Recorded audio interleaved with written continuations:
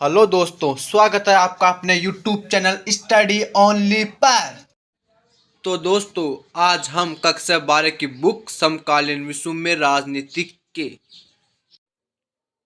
Chapter 7 समकालीन विश्व में सुरक्षा के बारे में पढ़ेंगे।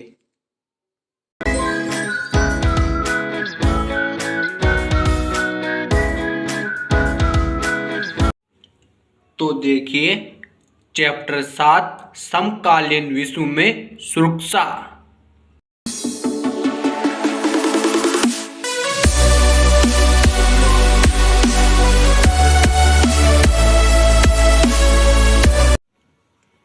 तो देखिए दोस्तों, हमारा चैप्टर 7 समकालीन विश्व में सुरक्षा। तो दोस्तों देखिए, पहला हमारा पॉइंट है दोस्तों अपना, सुरक्षा का अर्थ क्या है। क्या दोस्तों, सुरक्षा का अर्थ तो दोस्तों अपने खतरे से आज़ादी। क्या दोस्तों, खतरे से आज़ादी हमारी सुरक्षा का अर्थ है। दोस्तों ध्यान देना, खतरे से आज़ादी वही सुरक्षा है।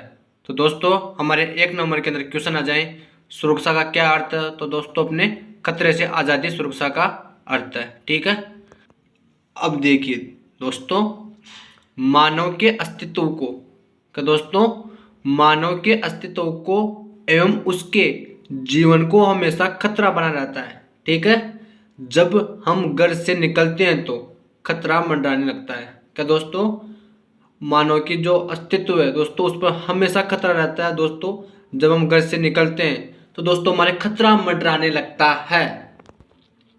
आगे देखिए दोस्तों, ऐसा नहीं है कि, क्या दोस्तों, हम घर पर सुरक्षित हैं। दोस्तों ऐसा नहीं है कि हम घर से बाहर नहीं निकले। दोस्तों ऐसा नहीं है हम घर पर सुरक्षित हैं, घर पर भी हम पर खतरा बना रहता है। क्या दोस्तों, ऐसे में हम सभी खतरों को सुरक्षा के लिए खतरा मानेंगे तो जीवन बिल्कुल मुश्किल हो जाएगा। ठीक है दोस्तों, ऐसे में हम केवल जीवन के कुछ केंद्रीय मूल्यों को खतरा माने तो सही होगा। तो दोस्तों हम सभी खतरों को सुरक्षा के लिए खतरा मानेंगे तो दोस्तों हमारा जीवन मुश्किल हो जाएगा। तो दोस्तों देखिए, जैसे व्यापक खतरे, गंभीर खतरे। क्या दोस्तों, पहला है हमारा व्यापक खतरा या गंभीर खतरा। दोस्तों ऐसे खतरे जिन्हें रोकने के उपाय नहीं किए तो बहुत भयानक नुकसान हो जाएगा। दोस्तों हम इन्हें कोई खतरा मानेंगे, घर पर रहेंगे या चाकू, क्या दोस्तों, घर पर सब्जी काटते समय चाकू से हाथ कट जाए, दोस्तों इसको हम खतरा नहीं मानेंगे। दोस्तों हम व्यापक खतरे अर्थात जो गंभीर खतरे उन्हीं को खतरा मानेंगे। ठीक है दोस्तों, अब देखिए सुरक्षा के धारणा। दोस्तों अपने सुरक्षा के 2 रूप है। क्या दोस्तों, सुरक्षा के 2 रूप। दोस्तों पहला रूप है पारंपरिक धारणा और दोस्तों दूसरा रूप है अपारंपरिक धारणा। क्या दोस्तों, आपको पारंपरिक की अलग करना है। दोस्तों पारंपरिक अपारंपरिक धारणा। ठीक दोस्तों, सुरक्षा की धारणा, सुरक्षा के 2 रूप, पारंपरिक और अपारंपरिक। ठीक है दोस्तों, अपने पारंपरिक धारणा के भी 2 रूप है। क्या दोस्तों, पारंपरिक धारणा के 2 रूप। दोस्तों पहला है अपने बाहरी सुरक्षा और दोस्तों दूसरा अपने आंतरिक सुरक्षा। क्या दोस्तों, सुरक्षा के 2 रूप, पारंपरिक अपारंपरिक। दोस्तों पारंपरिक के 2 रूप, बाहरी सुरक्षा व आंतरिक सुरक्षा। ठीक है दोस्तों देखिए, पहले हम बाहरी सुरक्षा पढ़ेंगे दोस्तों, फिर हम आंतरिक सुरक्षा। तो दोस्तों देखिए, बाहरी सुरक्षा की पारंपरिक धारणा से आशय राष्ट्रीय सुरक्षा की धारणा से। क्या दोस्तों, राष्ट्रीय सुरक्षा की धारणा से बाहरी सुरक्षा के तहत सैन्य खतरे को ज्यादा खतरनाक माना जाता है। क्या दोस्तों, जो हमारा बाहरी सुरक्षा है दोस्तों, उसके तहत अपने सैन्य खतरे को ज्यादा खतरनाक माना जाता है। इसमें खतरे का स्रोत कोई दूसरा देश होता है। क्या दोस्तों, जो अपना बाहरी खतरा होता है दोस्तों, उसमें अपने जो खतरे का स्रोत है दोस्तों अपना दूसरा देश होता है। दोस्तों सैन्य हमले में सिर्फ सैनिक नहीं मरते। कि दोस्तों जो अपने सैन्य हमला होता है दोस्तों, उसमें अपने सैनिक नहीं मरते हैं, बल्कि इसमें आम नागरिक भी मरते। दोस्तों अब देखिए, सैन्य हमले से किसी देश पर हमले के द्वारा वहां की सरकार का हौसला तोड़ा जाता है। क्या दोस्तों, सैनिक हमले के द्वारा। क्या दोस्तों, जो दूसरा देश है दोस्तों, उसके ऊपर सैन्य हमले से वहां की सरकार का हौसला तोड़ा जाता है। ठीक है, बाहरी सुरक्षा से हमें खतरा पड़ोसी मुल्क से भी हो सकता है। क्या दोस्तों, जो हमारी बाहरी सुरक्षा है उससे हमें खतरा अपने पड़ोसी मुल्क से भी हो सकता है। दोस्तों हमें पता होता है कि पड़ोस का कौन सा देश ज़्यादा ताकतवर है। क्या दोस्तों, कौन सा देश ज़्यादा ताकतवर है या कमज़ोर है। ठीक है, तो दोस्तों हम बाहरी सुरक्षा के क्या उपाय कर सकते हैं। क्या दोस्तों, जो हमें बाहरी सुरक्षा से खतरा रहता है उसके हम क्या उपाय कर सकते हैं। दोस्तों हम या हमें बाहरी सुरक्षा की पारंपरिक नीतियाँ क्या अपना सकते हैं। तो दोस्तों देखिए, हमारी पहली है सैन्य शक्ति को मजबूत करना है। क्या दोस्तों, जो हमारी सेना की शक्ति है उसे हमें मजबूत करना है दोस्तों। युद्ध के लिए तैयारी रखना है। क्या दोस्तों, हमें हमेशा युद्ध के लिए तैयारी रखना है। शक्ति संतुलन स्थापित करना है, ठीक है दोस्तों। और चौथा दोस्तों, अपने गठबंधन की नीति अपनाना। दोस्तों, हम इन 4 उपायों से बाह्य सुरक्षा के उपाय कर सकते हैं, ठीक है। ये अपने बाह्य सुरक्षा की पारंपरिक नीति है दोस्तों। जो हमारी बाह्य सुरक्षा की पहली नीति थी दोस्तों, हमारा पहला उपाय था क्या दोस्तों, सैन्य शक्ति को मजबूत करना। दोस्तों यहाँ पर एस का मतलब सैन्य दोस्तों, फिर एस का मतलब शक्ति है दोस्तों में सैन्य शक्ति को मजबूत करना। दोस्तों देखिए, बाहरी सुरक्षा के लिए हमें सेना को बढ़ाना है। क्या दोस्तों, अपने बाहरी सुरक्षा करने के लिए हमें सेना को बढ़ाना है, वह सेना की शक्ति को मजबूत करना है, यानी सैन्य शक्ति को बढ़ाना है। वह सैन्य शक्ति को बढ़ाने के लिए हमें बड़ी सेना चाहिए, हमें आधुनिक हथियार चाहिए। यह हम क्या दोस्तों, यह हम सारी चीज़ें करेंगे सेना को मजबूत करने के लिए, इससे हम बच सकेंगे, ठीक है दोस्तों। तो हमें दोस्तों अपने बाह्य सुरक्षा के लिए अपने सैन्य शक्ति को मजबूत करना है, ठीक है दोस्तों। हमारा दूसरा उपाय था बाह्य सुरक्षा के लिए क्या दोस्तों, युद्ध के लिए तैयारी रखना। क्या दोस्तों, वाई का मतलब युद्ध दोस्तों, के का मतलब के दोस्तों, एल का मतलब लिए दोस्तों, टिक का मतलब तैयारी दोस्तों, आर का मतलब रखना। अर्थात दोस्तों युद्ध के लिए तैयारी रखना दोस्तों, ये मैंने शॉर्ट में लिखा है दोस्तों। देखिए, बाहरी सुरक्षा के लिए हमें पहले से युद्ध के लिए तैयारी रखनी होगी, ताकि कल कोई भी देश हम पर हमला करे तो हम उसको जवाब दे सके। अतः हमें पहले से युद्ध के लिए तैयारी रखना होगा, ठीक है दोस्तों। अर्थात हमें पहले से युद्ध के लिए तैयारी रखनी होगी, ठीक है दोस्तों। अपना बाह्य सुरक्षा के लिए तीसरा उपाय था दोस्तों, अपने शक्ति संतुलन स्थापित करना है। क्या दोस्तों, शक्ति संतुलन स्थापित करना है, या दोस्तों शक्ति संतुलन से क्या अभिप्राय है दोस्तों, ऐसे क्वेश्चन आ सकता है, इसलिए मैंने इसको ऐसे लिखा है दोस्तों। इसे आप मोस्ट क्वेश्चन में लगा सकते हो, ठीक है दोस्तों। देखिए, अपने पड़ोसी देशों को क्या दोस्तों, अपने पड़ोसी देशों को देखने पर पता लगता है कि कुछ देश ताकतवर हैं तो कुछ देश कमज़ोर हैं। क्या दोस्तों, हमें अपने पड़ोसी देशों को देखने पर पता चलता है कि कुछ देश ताकतवर हैं तो कुछ देश कमज़ोर हैं दोस्तों। ऐसे में हमें ये अंदाज़ा हो जाता है कि भविष्य में हमें खतरा किस देश से हो सकता है, ठीक है। ऐसे में हर देश अपनी मौजूदा ताकत को बढ़ाने के लिए प्रयास करता है और ताकतवर देश के बराबर का होने का प्रयास करता है, ठीक है। और दोस्तों, जब वो देश के बराबर का ताकतवर हो जाता है तो यह शक्ति अपनी शक्ति संतुलन कहलाता है।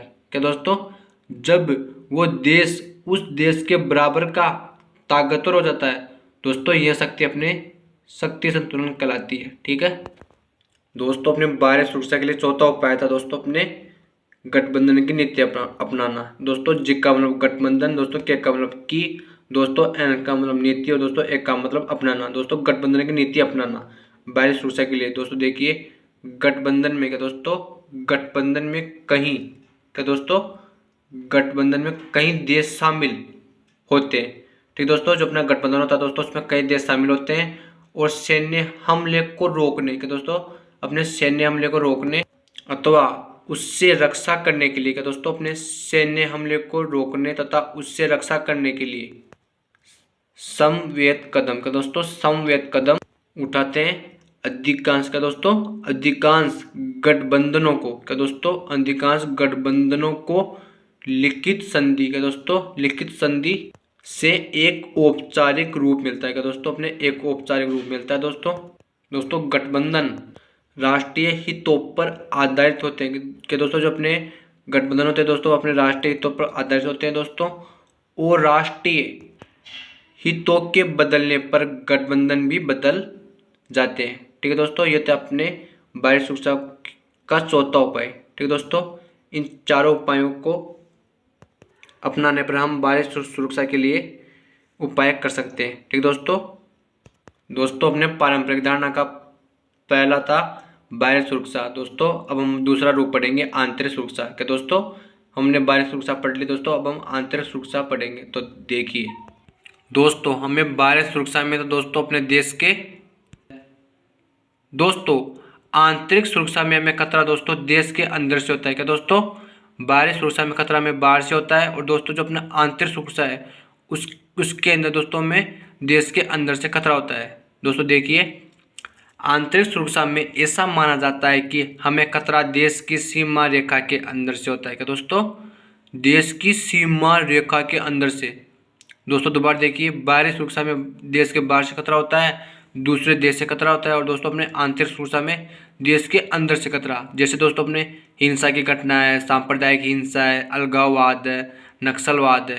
ठीक है दोस्तों। क्या दोस्तों दोबारा से देखिए, अपने हिंसा की घटना है, सांप्रदायिक हिंसा है, अलगाववाद है, नक्सलवाद है, जातीय हिंसा है, राजनीतिक अस्थिरता है, देश के अंदर एक गहरा युद्ध हो जाए, या दोस्तों धर्म को लेकर लोग लड़ रहे हैं। दोस्तों ये भी अपनी आंतरिक सुरक्षा है। दोस्तों कोई विवाद हो जाए, कोई दंगे हो जाए, तो इस तरह की चीज़ें देश को कमज़ोर करती है, तो इसको कहते हैं आंतरिक खतरा। ठीक है दोस्तों। दोस्तों बाहरी खतरों से ज़्यादा आंतरिक खतरे ज़्यादा नुकसानदेही होते हैं। कि दोस्तों जो बाहर के खतरे होते हैं दोस्तों, अपने जो दूसरे देश होते हैं उनसे हमें बाहर से खतरा होता है, जबकि दोस्तों में जो आंतरिक खतरा होता है दोस्तों, वो अपने ज़्यादा नुकसानदेही होते हैं। ये दोस्तों अपने अंदर से होते हैं। ठीक है। आंतरिक खतरे ज़्यादा हानि पहुँचाते हैं। क्या दोस्तों जो अपना आंतरिक खतरे, इनसे में ज़्यादा हानि होती है दोस्तों, और आंतरिक खतरे में ज़्यादा लोग मारे जाते हैं। ठीक है दोस्तों। एक का मतलब आंतरिक दोस्तों का मतलब खतरा, दोस्तों जो अपना आंतरिक खतरा होता है उसमें ज़्यादा लोग मारे जाते हैं। ठीक है दोस्तों।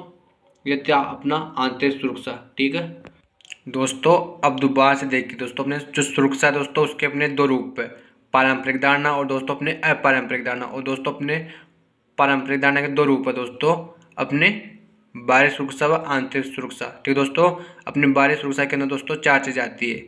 दोस्तों अपने सैन्य शक्ति को मजबूत करना पहली, दोस्तों दूसरी अपने युद्ध के लिए तैयारी रखना, दोस्तों अपने तीसरी शक्ति संतुलन को स्थापित करना, दोस्तों अपने चौथे थे गठबंधन की नीति अपनाना। ठीक दोस्तों। और दोस्तों जो अपनी आंतरिक सुरक्षा है दोस्तों, उसके अंदर अपने हिंसा की घटना, अपने नक्सलवाद, दोस्तों अपने जातीय हिंसा, दोस्तों अपने का मतलब अलगाववाद, ये आते हैं। ठीक दोस्तों। सुरक्षा के दो रूप है, पारंपरिक धारणा, अपारंपरिक धारणा। फिर पारंपरिक धारणा के दो रूप, बाह्य सुरक्षा, आंतरिक सुरक्षा। बाह्य सुरक्षा में देख लीजिए चार चीज़ें आती है दोस्तों, और अपने आंतरिक सुरक्षा में दोस्तों चार चीज़ें। ठीक दोस्तों। और दोस्तों जो अपने सुरक्षा का दूसरा अपारंपरिक धारणा का रूप था, उसके अंदर दोस्तों अपने दो रूप आते हैं अपारंपरिक धारणा में दोस्तों। पहला अपने मानवता की सुरक्षा, और दोस्तों अपने विश्व की सुरक्षा। दोस्तों मानवता की सुरक्षा के अंदर दोस्तों अपने भूख आती है दोस्तों, महामारी, प्राकृतिक आपदा, विपदा, ये आती है। ठीक दोस्तों। और अपने विश्व की सुरक्षा के अंदर दोस्तों अपने नई नई चुनौतियाँ आती है। एक का मतलब अकाल, आतंकवाद आता दोस्तों, बीमारियाँ आती है, या दोस्तों जल संकट। दोस्तों इससे में विश्व सुरक्षा के अंदर ये आती है। ठीक दोस्तों। इससे आप बहुत अच्छी तरह से समझ सकते हो। ठीक दोस्तों। सुरक्षा के दो रूप, पारंपरिक धारणा, अपारंपरिक धारणा। फिर पारंपरिक धारणा के दो रूप, बाह्य सुरक्षा, आंतरिक सुरक्षा। फिर अपारंपरिक धारणा के दो रूप, मानवता की सुरक्षा, विश्व की सुरक्षा। फिर दोस्तों अपने पारंपरिक धारणा के अंदर जो अपनी बाह्य सुरक्षा थी दोस्तों, उसमें सैन्य शक्ति को मजबूत करना, युद्ध के लिए तैयारी रखना, सैन्य शक्ति स्थापित करना, गठबंधन की नीति अपनाना। दोस्तों अपने आंतरिक सुरक्षा में अपने हिंसा की घटना, जातीय हिंसा, और दोस्तों नक्सलवाद, अलगाववाद आती है। मानवता की सुरक्षा में अपारंपरिक धारणा के रूप के अंदर भूख, महामारी, प्राकृतिक आपदा, विपदा, और विश्व की सुरक्षा के अंदर नई नई चुनौतियाँ, अकाल, आतंकवाद, बीमारियाँ, जल संकट आदि आता है। ठीक है दोस्तों। अब देखिए सुरक्षा की अपारंपरिक धारणा दोस्तों, मानवता की सुरक्षा के अंदर दोस्तों भूख, महामारी, प्राकृतिक आपदा, जो मैं आपको बता चुका हूँ दोस्तों। अपने विश्व की सुरक्षा के अंदर नई नई चुनौतियाँ, अकाल, आतंकवाद, महामारी, ग्लोबल वार्मिंग आती है। ठीक है दोस्तों। अपने क्वेश्चन आ जाए सुरक्षा के पारंपरिक तरीके बताओ, तो दोस्तों देखिए अपने सुरक्षा के पारंपरिक तरीके बहुत हैं दोस्तों। हमें हिंसा का इस्तेमाल कम करना चाहिए। क्या दोस्तों, हिंसा का इस्तेमाल कम करना चाहिए दोस्तों। दूसरा अपने युद्ध दोस्तों, एक का मतलब आत्म है। ठीक दोस्तों। अपना युद्ध आत्मरक्षा के लिए, दूसरों को जनसंहार, क्या दोस्तों, जनसंहार से बचाने के लिए होना चाहिए। क्या दोस्तों, आत्मरक्षा के लिए तो होना चाहिए युद्ध, और दोस्तों दूसरों को जनसंहार से बचाने के लिए भी होना चाहिए। ठीक है दोस्तों। युद्ध के साधनों का सीमित प्रयोग करना चाहिए, और दोस्तों युद्धरत सेना को संघर्ष विमुख शत्रु, निहत्थे व्यक्ति तथा आत्मसमर्पण करने वाले शत्रुओं को नहीं मानना चाहिए। ठीक है दोस्तों। जो व्यक्ति आत्मसमर्पण कर रहा है, हमें उस शत्रु को नहीं मानना चाहिए। और दोस्तों सेना का उतना ही प्रयोग किया जाना चाहिए जितना कि आत्मरक्षा के लिए जरूरी है। ठीक है दोस्तों। बल का प्रयोग तभी करना चाहिए जब सारे उपाय असफल हो जाएं। और दोस्तों विभिन्न देशों के बीच सहयोग होना चाहिए, और दोस्तों हथियार का कम से कम इस्तेमाल, निशस्त्रीकरण करना चाहिए। ठीक है दोस्तों। जो हथियार का कम से कम इस्तेमाल, निशस्त्रीकरण करना चाहिए दोस्तों।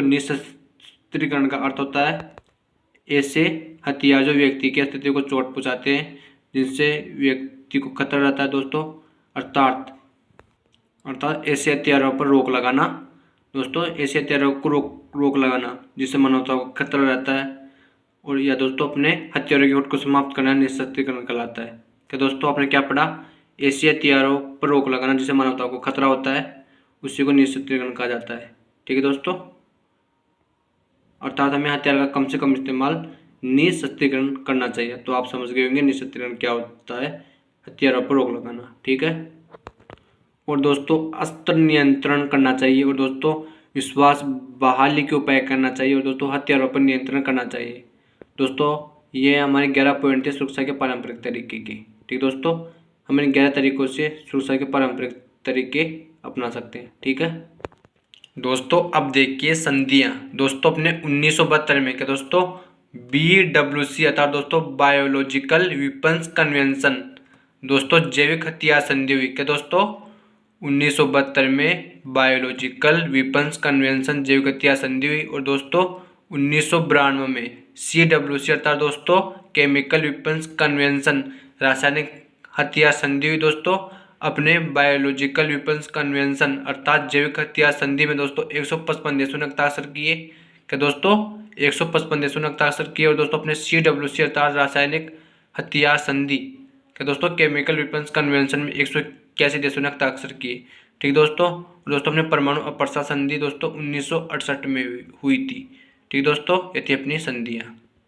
दोस्तों अब अपने आता है खतरे के नए स्रोत। क्या दोस्तों अपने खतरे के नए स्रोत क्या है दोस्तों? अपने पहला आतंकवाद दोस्तों, दूसरा निर्धनता अर्थात गरीबी दोस्तों, तीसरी महामारी, फिर दोस्तों प्रदूषण, फिर दोस्तों पांचवी असमानता दोस्तों, छठी जनसंख्या वृद्धि दोस्तों, ये भी अपने खतरे का नया स्रोत है। दोस्तों शरणार्थियों की समस्या दोस्तों, एड्स, बर्ड फ्लू जैसी महामारी है दोस्तों, ग्लोबल वार्मिंग, यह सभी खतरे दोस्तों अपने जो खतरे हैं उनके नए स्रोत हैं। ठीक है,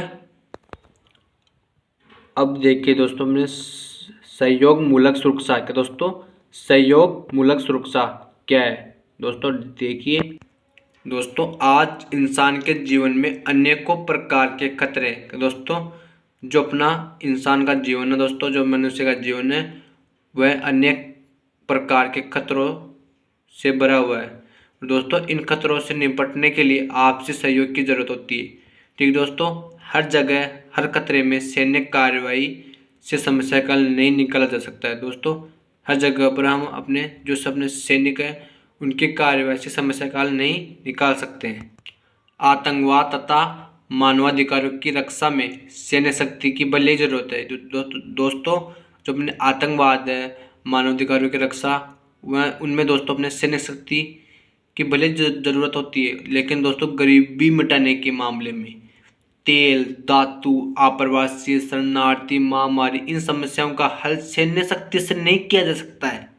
दोस्तों इन सभी समस्याओं का दोस्तों अपने सैन्य शक्ति से नहीं किया जा सकता है। ऐसे मुद्दों को जहाँ पर सहयोग की जरूरत हो, क्या दोस्तों ऐसे मुद्दों को जहाँ पर सहयोग की जरूरत हो, कई देश आपस में सहयोग करें, एक दूसरे की मदद करें, तो दोस्तों इसको कहा जाता है सहयोग मूलक सुरक्षा।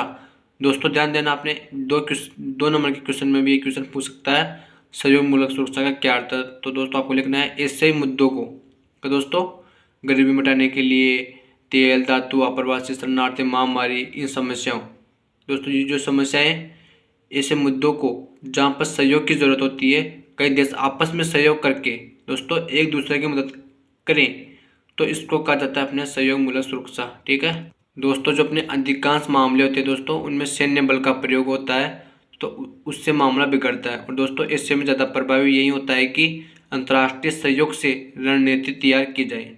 और दोस्तों सहयोग दो पक्षीय भी हो सकता है। जो दोस्तों जो अपना सहयोग है वह दो पक्षीय भी हो सकता है, महान देशीय, क्षेत्रीय, वैश्विक स्तर का भी हो सकता है। ठीक है दोस्तों, यह था अपना सहयोग मूलक सुरक्षा।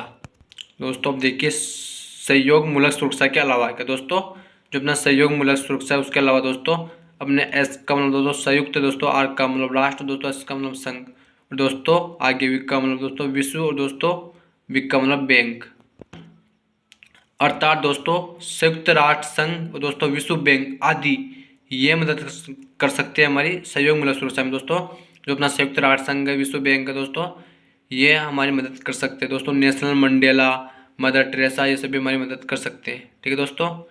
सहयोग मूलक सुरक्षा में भी अंतिम उपाय के रूप में बल प्रयोग किया जाता है दोस्तों। अपने अंतर्राष्ट्रीय बिरादरी उन सरकारों से निपटने के लिए बल के प्रयोग की अनुमति दे सकती है जो अपनी जनता को मार रही है। ठीक है दोस्तों। ये था अपने सहयोग मूलक सुरक्षा के अलावा। दोस्तों अब देखिए सहयोग मूलक सुरक्षा से क्या अभिप्राय है क्या दोस्तों। जो अपने सहयोग मूलक सुरक्षा है उससे क्या अभिप्राय है दोस्तों। विश्व भर में बहुत सारी समस्याएं हैं या बहुत सारे खतरे ऐसे हैं जिससे सेना के बल पे या बल प्रयोग करके उससे निजात नहीं पाया जा सकता है कि दोस्तों।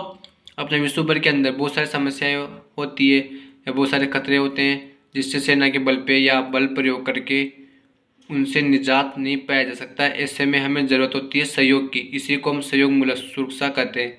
जैसे दोस्तों गरीबी की समस्या से निपटना हो, शरणार्थियों की समस्या से निपटना हो या दोस्तों महामारियों की समस्या से निपटना हो, ऐसे में सहयोग की ज़रूरत पड़ती है। यही सहयोग मूलक सुरक्षा है दोस्तों। यही आपको मैंने अभी अपने सहयोग मूलक सुरक्षा के अंदर भी बताया था। ठीक है दोस्तों।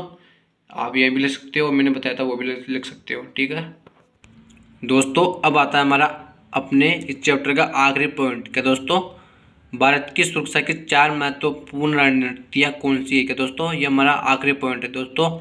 अपने भारत की सुरक्षा की 4 महत्वपूर्ण रणनीतियाँ कौन सी है कि दोस्तों। जो अपना भारत है उसकी सुरक्षा की 4 महत्वपूर्ण रणनीतियाँ कौन सी है दोस्तों। देखिए अपनी पहली है अपनी सैन्य सत्ता को मजबूत करना दोस्तों। अंतर्राष्ट्रीय कायदों और संस्थाओं को मजबूत करना दोस्तों, ये हमारी दूसरी है।